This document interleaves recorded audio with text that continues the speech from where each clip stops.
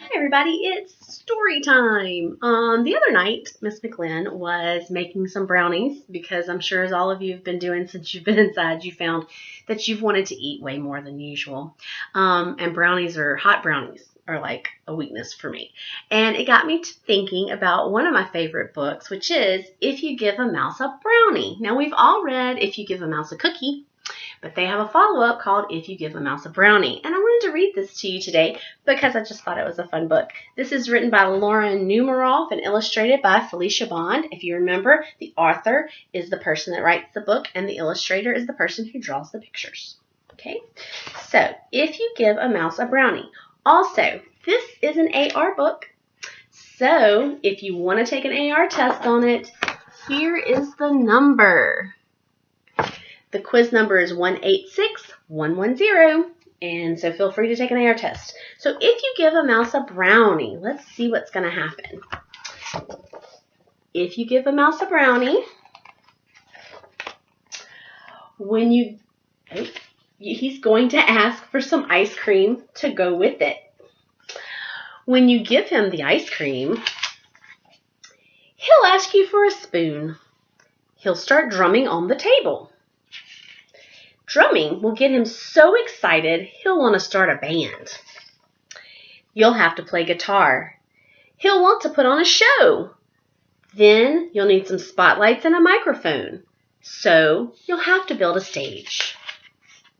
When the stage is finished, what a mess that is, isn't it? When the stage is finished, he'll want to make lots of tickets. You'll have to find paper and markers. When the tickets are done, he'll decide to make posters as well. I mean, look at what he's doing. My goodness. He'll hang them all over the neighborhood. Notice it says rock concert on there. When he's out hanging them, it will start to rain. He'll fold some posters and make a little boat. So see, he's getting wet and he's figuring out what he's going to do. But he made a boat. Let's see what happens. Then he'll sail it in a puddle. Isn't that interesting? He's a very smart little mouse. He'll get so wet, he'll start to sneeze. You'll have to put him in your pocket to stay nice and warm. When he peeks out of your pocket, he'll smell something delicious. The smell will remind him that he's hungry. You'll have to take him to the store and get a few things to nibble on. Of course, he'll want to have a picnic. When the sun comes out, you'll have to take him to the park. While you're setting up the picnic, he'll see a playground. He'll jump on the swings.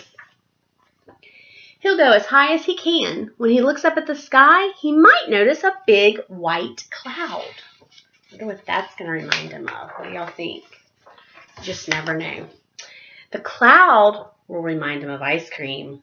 He'll probably ask you for some. What do you think is going to happen next? And chances are, if you give him some ice cream, he'll want a brownie to go with it. Now, that is one of my favorite books. Now, as I was reading it and I was asking you what could happen next, that's called asking and answering questions in your stories. So every time you read a book, you should be thinking, ooh, what could happen next? What could it be? Why do I think that's what's going to happen next? Asking yourself those questions are going to help you so much when you're taking AR test or any kind of reading test. So please go ahead, try to take the AR test on this book. I'd love to hear from you, see how you're doing. I enjoyed reading a story with you today. Miss you guys. Have a wonderful afternoon. Y'all are doing amazing, and I will talk to you soon. Bye-bye.